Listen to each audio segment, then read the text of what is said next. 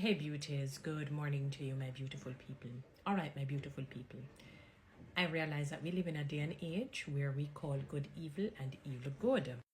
I realize that whether women or men, we cannot seem to give advice to anybody, young or old.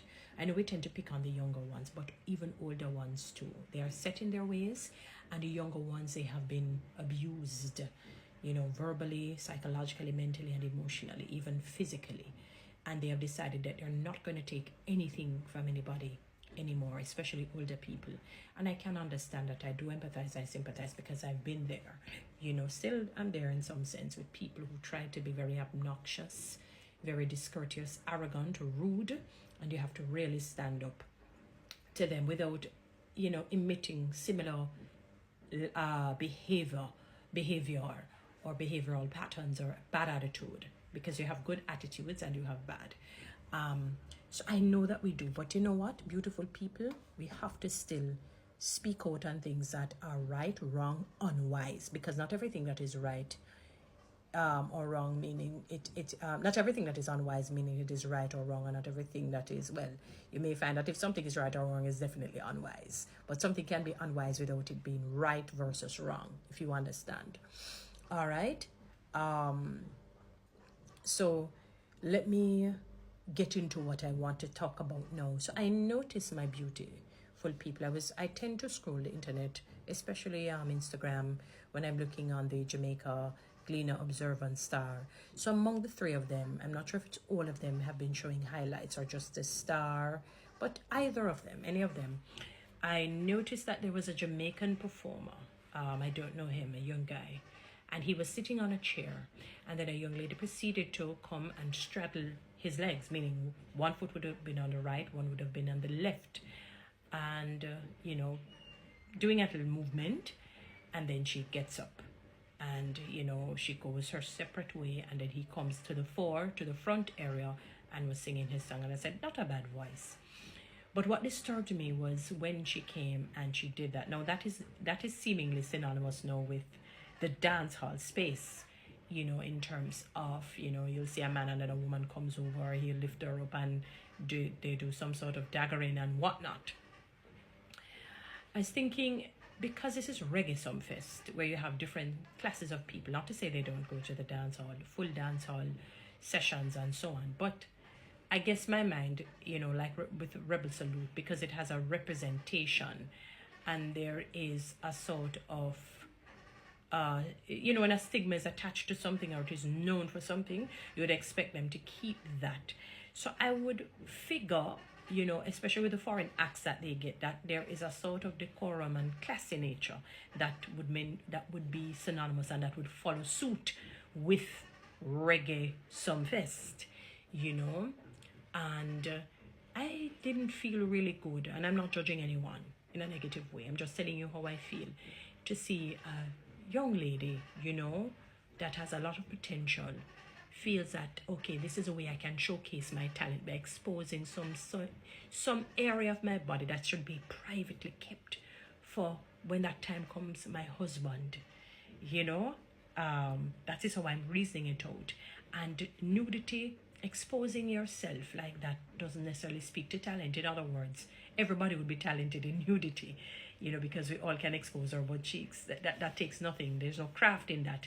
Like, not everyone can sing melodiously, not everyone can dance with, precision, and dance with the talent and the gifting of dancing or communication with speaking and so on. So you understand what I'm talking about. So I didn't feel good to see her butt cheeks. I know sometimes when you look at some of these things, you see even women put a little thing on their nipple when they're going out and the butt cheeks are out because they feel it's a sense of style and fashion for me to be semi-nude. That's the only way I'm going to look fashionable, if I'm semi-nude. So gone are the days when you can really wear a full outfit by one of those designers that covers you, still maintain your sexy nature and your sexiness, without really exposing the boobs, the butt, the vulva, the private area that you call the vagina. Can show some legs because, you have to be attractive to the man. that you're probably vying, for. And what sometimes these young ladies don't understand is that you end up not getting your first, second, and third, and fourth choice in terms of husband when that time comes for you to get married. Because you can get married. I know some people say men will not marry you. Not true. Even prostitutes get married. You forget the whole story of Hosea. But God was making a point with that Hosea and the prostitute situation. He was saying that we prostitute ourselves in terms of the sin and the rebellion that we live in. And no matter how we go back to the dog's vomit, God still comes and he rescues us. So he was teaching Hosea a lesson that he wanted us to understand who he was to us. So it's not a general rule, that God just sent men to go and marry prostitutes like that. And I'm not putting down a prostitute. My heart goes out to them that, it is just so unfortunate that is the only way that life has presented to them, the world system has presented to them to make their money in an abundant way, as opposed to using their giftings, their talents, their abilities, the educational attainment that they can get, because the Bible says your gifts will make room for you, meaning your talents, if you can sing, if you can dance, if you can act, if you can speak. Not necessarily, just doing something that is sexually related. But that is another subject, that we can deal with. And what I'm saying is that the women, when you're looking now to settle down, that sin comes up and finds you and bites you. I was listening to a young lady yesterday. She said, you have to be careful of the things that you're doing, because very hardcore girl, because you will dig a hole today, not realizing that the hole is creating like a domino effect. More holes, and you're not seeing it because you're not far-sighted. I'm borrowing the ophthalmologist terminology when they're talking about eye care and vision care, but they're nearsighted. They only see right now. They only see today. They don't see down the road. So now they're transformed, not necessarily in terms of Christianity, although I would hope that, everybody becomes a woman or a child, so whether a man or a woman becomes a child of God, solid. That would be the best decision. But your thinking will change, because how you think at 20, you're not going to think at 30, you're not going to think at 40, you're not going to think at 50, 60, 70. It's just the laws of nature, the laws of God. You're just not going to think that way. You're going to be a different human being. And then when you go back into the archives, as you should, because sometimes they come and they catch up on you, So that was me. I don't even like that. How could I have done that? And then it is used against you. So your first choice in your husband, and I'm not saying that marriage is the only feat, the only blissful thing. I'm only using that. He says, and he sees that. And then his friend sees that and says, you can't go there. How you know she's not going to go back there? How you know that she has not slept with a lot of men? And they bring up all kinds of things that may not necessarily be true. And you end up losing the first, the second, the third, the fourth, and you take the fifth. And when you take the not best, it becomes problematic. That is when the abuse begins, verbally, psychologically, emotionally, mentally, sexually, physically, in other areas. Yes, because you didn't get the best choice.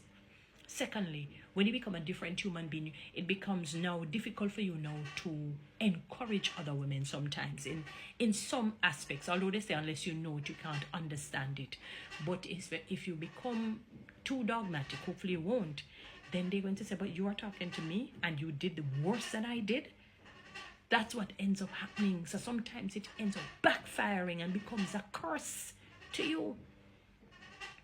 It becomes a curse to you when you go back and you see your butt cheeks out there. I didn't like it. I said, oh gosh, why all women? And if you notice women, men, they don't do it. Men, they don't do it. One, they don't want to be labeled as a, gay person, or they gone the other way. They don't do it. Two, because of their ego, you don't want somebody to say, what the heck? What is this man? Oh God, he would get backlash. So they only leave it for a particular sect, persons who deal with like those men who, when they have your bachelorette parties and they will come and they sort of seduce the woman in a sense, and so on, to show their provocative nature. It works in that field or certain other fields. But this is a reggae fest, that different types and classes and, scores of people will come. Different classes and scores of people will come. And so because you have the different scores and people of different classes and religion and, spiritual backgrounds and so forth, because, it's reggae music and they want to hear some good, authentic, lovely music about our culture, music, our food, everything. and then they see this, they don't do it. Ladies, don't make the men tell you that you have to dress this way in order to get the gig. Lift it. Guys, follow me on TikTok, subscribe to my YouTube channel, share this message.